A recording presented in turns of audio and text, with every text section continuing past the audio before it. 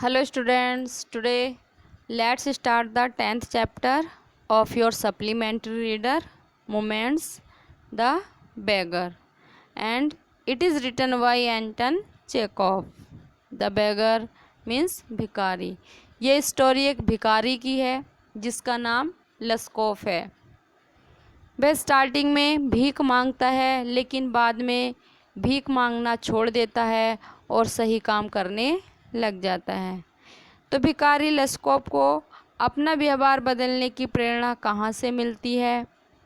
तो चलिए बच्चों, चैप्टर को पढ़ते हैं और पता करते हैं कि आखिर लस्कोफ को अपना व्यवहार बदलने की प्रेरणा कहाँ से मिली।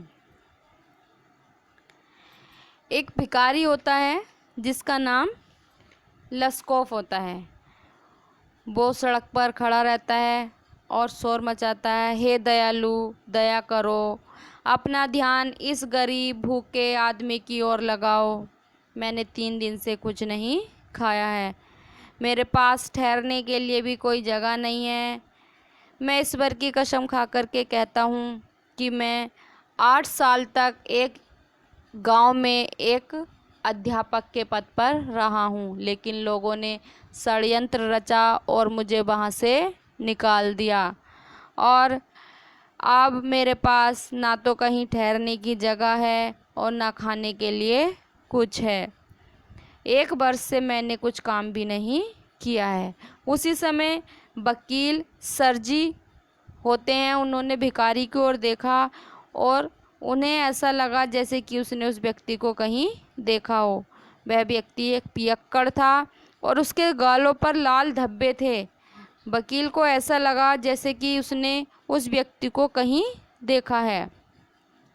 भिखारी अपनी बातें कहा जा रहा था कि मुझे एक जगह प्रांत में काम करने का प्रस्ताव भी मिला है, लेकिन मेरे पास वहां जाने के लिए पैसे नहीं हैं। कृपया मेरी मदद कीजिए, मेरी सहायता कीजिए। मुझे मांगने में शर्म आती है, लेकिन मेरी परिस्थितियों ने मुझे मांगने पर विवश कर दिया है। सर जी की आंखें फिर उस व्यक्ति के ओवर शू पे पड़ी जो उसने शूज पहन रखे थे। वे शूज एक ऊंचा था और एक नीचा।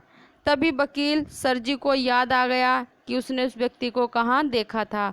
उसने गुस्से में उस व्यक्ति से कहा कि तुम आज ये कह रहे हो कि मैं एक स्कूल का अध्यापक रहा हूँ एक गांव में, और परसों जब तुम मुझसे मिले थे तो तुमने अपना आप को एक स्कूल का विद्यार्थी बताया था और ये बताया था कि तुम्हें स्कूल से कैसे निकाल दिया गया था, और आज तुम अध्यापक बता रहे हो। तुम झूठ बोल रहे हो।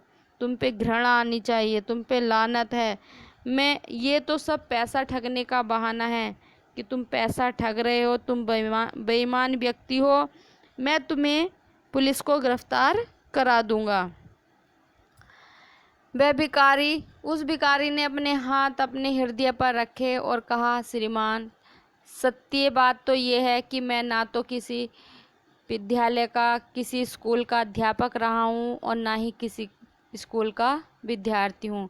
मैं तो एक रूसी गायक मंडली में गाया करता था, लेकिन शराब पीने के कारण मुझे वहाँ से निकाल दिया गया।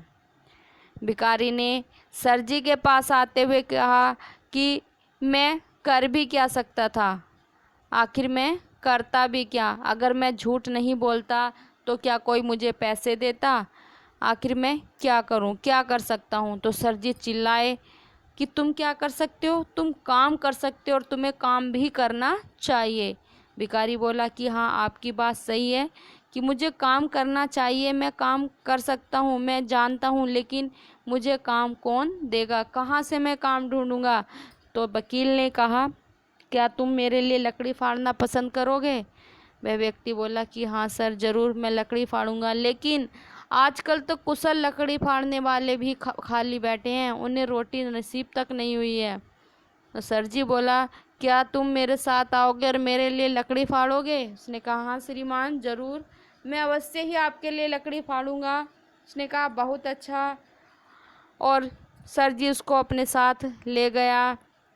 उसने अपने रसोइयों को बुलाया, ओल्गा इधर आओ, और इस व्यक्ति को वुड शेड में ले जाओ जहाँ लकड़ियाँ रखी हुई हैं और इससे लकड़ी फड़वाओ।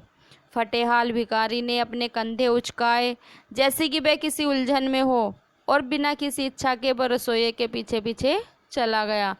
उसकी चाल से ही ऐसा लग रहा था जैसे उसके जाने का मन नहीं है, लेकिन उसे लकड़ी फाड़ने के लिए जाना पड़ रहा था क्योंकि वह अपने ही शब्दों के जाल में फंस गया था।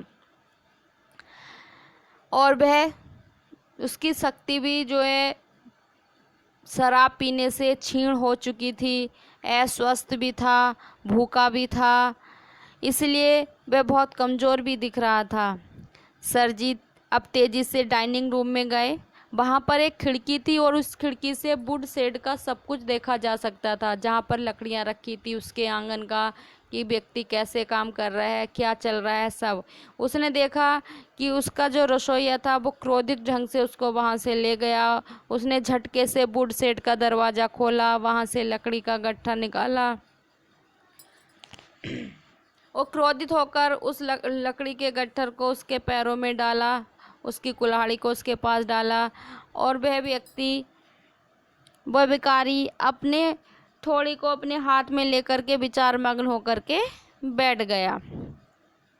उसने धीरे से उस कुल्हाड़ी को उठाया और लकड़ी पर चलाना शुरू कर दिया। उसके हाथ से वह लकड़ी छूट गई, गिर गई, कुल्हाड़ी गिर गई। उसे देख कर के उसके हाथ कांप रहे थे ठंड के मारे। वह उनको फिर फूंक मार रहा था, हाथों को गर्म कर रहा था और सरजी का जो गुस्सा था यह देख कर के गायब हो गया। उसे लगा इस पियक्कड़ कमज़ोर व्यक्ति को मैंने कैसे मेहनत के काम पर लगा दिया है। फिर 1 घंटे के बाद ओल्गा आती है और वो सरजी से कहती है कि लकड़ी काटने का काम समाप्त हो गया है। उसने सारी लकड़ियाँ काट दी हैं। उसने कहा ठीक है, उसे आधा रूबल दे दो और उससे कहो कि आगे भी अगर वह लकड़ी काटना या काम करना चाहे तो हम उसके लिए भविष्य में काम ढूंढते रहेंगे। महीने की पहली तारीख पर वह बेघर परित्यक्त व्यक्ति वह फिर आया और पुनः उसे फिर आधा रूबल कमाया। वह मुश्किल से ही अपनी टांगों पर खड़ा हो सकता था, लेकिन फिर भी वह आया। उस दिन के बाद भिखारी उसके आंगन में आता रहा। हर बार उसको काम मिलता रहा।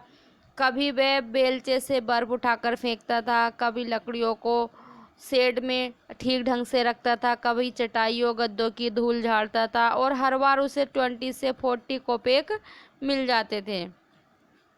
और एक बार उसको पाजामों का पुराना जोड़ा भी दिया गया। जब सरजी दूसरे मकान में जाने लगे तो उन्होंने उस व्यक्ति को, उस परित्यक्त व्यक्ति को किराए पर बुलवाया अपना सामान पैक करने के लिए और सामान गाड़ी में भरने के लिए। वह आया। उस दिन वह गंभीर था, दुखी था और चुप था और गर्दन झुकाए काम कर रहा था। और उस समय वो बहुत लज्जित भी हुआ जब उन गाड़ी वालों ने उसकी मजाक बनाई, उसके फटे हाल की, उसकी कमज़ोरी की। वह बहुत दुखी था। सरजी ने देखा कि यह बहुत गंभीरता से काम कर रहा है। वह बहुत खुश हुआ। जब काम समाप्त हो गया तो उसने उस भिखारी को बुलाया, परित्यक्त व्यक्ति को बुलाया और उससे कहा कि मैं बहुत खुश हूँ कि तुमने बहुत गंभीरता के साथ काम किया है और काम के लिए कोई ऑब्जेक्शन भी नहीं उठाया है। मेरे पास तुम्हारे लिए एक साफ रोजगार है। क्या तुम्हें लिखना आता है? लिख सकते हो? उसने कहा हाँ सर, मैं लिख सकता हूँ। उसने कहा ठीक है, तो ये पत्र कल मेरे फ्रेंड के पास ले जाओ, तुम्हें वहाँ कुछ नकल करने के लिए मिल जाएगा। ये कहते हुए सरजी वहाँ से चला जाता है, उस परित्यक्त व्यक्ति का शोल्डर थपथपाते हुए, और विदाई के समय उससे हाथ मिला करके भी जाता है। 2 साल बीत जाते हैं। फिर एक दिन सरजी एक टिकट काउंटर पर एक थिएटर का टिकट लेने के लिए खड़े हुए थे। तभी वह एक छोटे कद के व्यक्ति को देखता है और उसे देख करके आश्चर्य होता है कि ये तो उसका पहले लकड़ी फाड़ने वाला व्यक्ति है। उसने उससे कहा लस्कोफ, क्या तुम लस्कोफ हो? तुम कैसे हो? तुम क्या कर रहे हो? कैसा चल रहा है? वह यह देख करके बहुत आश्चर्यचकित होता है, खुश होता है। लस्कोफ कहता है सब सही चल रहा है। सर जी कहता है थैंक गॉड, भगवान का बहुत बहुत धन्यवाद और तुम्हारा भी बहुत धन्यवाद कि तुम पर मेरे शब्दों का इतना बड़ा असर हुआ कि तुम एक अच्छे व्यक्ति बन गए हो। तुम्हें याद है कि उस दिन मैंने तुम्हें कैसे फटकार लगाई थी कि शायद तुम उस दिन धरती पर मेरे पैरों में ही गिर गए थे। लेस्कोप ने कहा सर आपका भी बहुत बहुत धन्यवाद कि उस दिन अगर मैं आपके पास नहीं आता तो शायद मैं अपना आपको उस गड्ढे से बाहर नहीं खींचता, और आपने, आपके दयालुता भरे शब्दों ने और अच्छे कार्यों ने मुझे वहाँ गंदगी से बाहर निकाला है। मैं आपका और आपके रसोइये का बहुत बहुत आभारी हूँ कि आपने और उस रसोइये ने मेरे जीवन बचाया है, और ख़ासकर रसोइया ओल्गा ने। उसने कहा वो कैसे? उसने कहा कि सर आपको याद है कि जब आप मुझे लेकर के आए थे, जब भी मैं वहाँ आता था तो मैं शुरू हो जाती थी, दुखी होती थी, मुझसे कहती थी कि तुम एक पियक्कड़ हो, तुम नर्क में जलोगे, कि तुम बहुत दुखी व्यक्ति हो, इस संसार में तुम्हारे लिए कोई खुशी नहीं है और ना ही आने वाले संसार में तुम नर्क में जलोगे, कि तुम एक अकेले व्यक्ति, बहुत दुखी व्यक्ति हो। वो ऐसा कहते जाती थी एक स्वर में। और सबसे मुख्य बात तो ये है कि मैंने सर आपके लिए एक भी लकड़ी नहीं फाड़ी है, सारा लकड़ी फाड़ने का काम वो ही करती थी, मेरे सामने बैठ जाती थी और बहुत रोती थी। मुझे नहीं पता कि उसकी बातों का मुझ पर क्या असर पड़ा, कि आखिर मैं क्यों बदला, मैंने उसको देखकर क्यों शराब पीना छोड़ दिया, मैं इसको समझ ही नहीं सकता। मैं केवल इतना जानता हूँ कि उसके शब्दों और उसके श्रेष्ठ कार्यों के कारण मेरे हृदय में परिवर्तन आया। उसने मुझे सही रास्ते पर लगाया और मैं इस बात को कभी नहीं भूलूँगा। किसी भी तरह अब चलने का समय हो गया है, घंटी बज गई है। लेस्कोप नतमस्तक हुआ और गैलरी के लिए चल दिया। तो देखो बच्चों कि एक रसोइया के शब्दों ने उस लेस्कोप भिखारी पर कितना बड़ा असर छोड़ा, कि उसके शब्दों का उस पर इतना बड़ा असर हुआ कि उसने भीख मांगने का जो वो कार्य करता था उसे छोड़ करके उसने अच्छा काम करना शुरू कर दिया। Okay, thank you, take care.